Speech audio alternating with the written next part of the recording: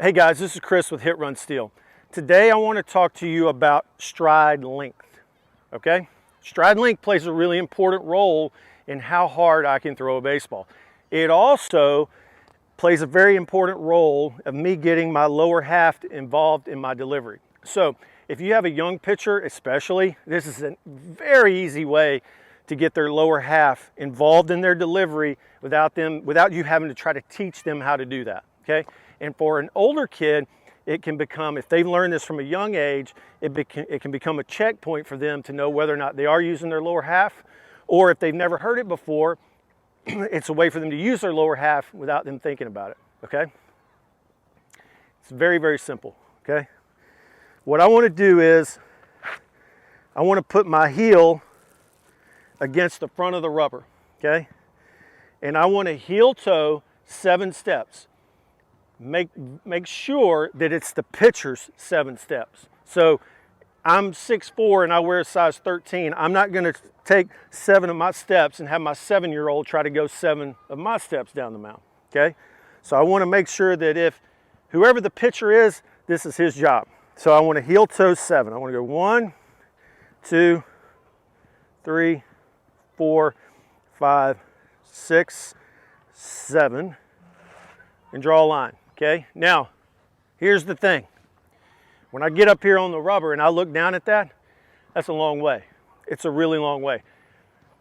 I have not run across a ton of kids that can do it. Some can, some are, you've got to be really athletic to be able to get down that far. If you can't get down that far, that's okay. Doesn't matter.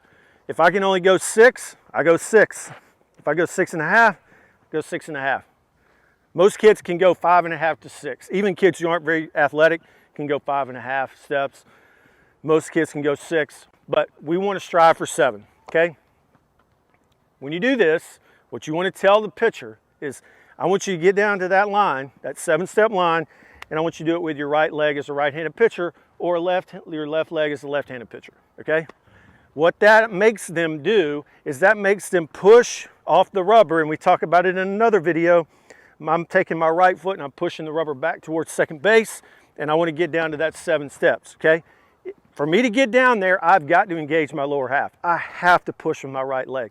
The one thing you want to make sure and tell young pitchers or any pitcher, I don't want to try to get to that line by reaching out with my stride foot, my landing foot. I want to get myself there with my foot that's on the rubber, okay? So when I see that line, I want to get here and make sure you got to get going. You got to get moving to get down there. You can't be stagnant. I can't get here and pause, and it doesn't work, okay? I've got to move fast. I got to get here and I got to get down. Now, I'm not going to do it because I don't have spikes on and I will fall, because you're creating so much torque and movement that when I land, I've got to have spikes on to stop me, or turf, you know, with turf shoes. This is really, really important. Some of the hardest throwers in baseball get to 7 or further. Nolan Ryan got to 8 steps, right? 8 steps is a mile. It is a long way down there to 8 steps, but arguably the hardest thrower to ever play Major League Baseball. So if you have a young player and you're teaching them how to pitch, and you're a coach or you're a dad or you're a player, of all the things that we ever talk about in the pitching delivery, this is probably one of the most important, because it makes you do a lot of things right without you having to teach to get down to that 7 steps, okay? So that's stride length. That's the way we teach stride length. That's the way you should teach stride length. If you have any questions or comments, please put them in below, and please check out our other pitching videos in our blog.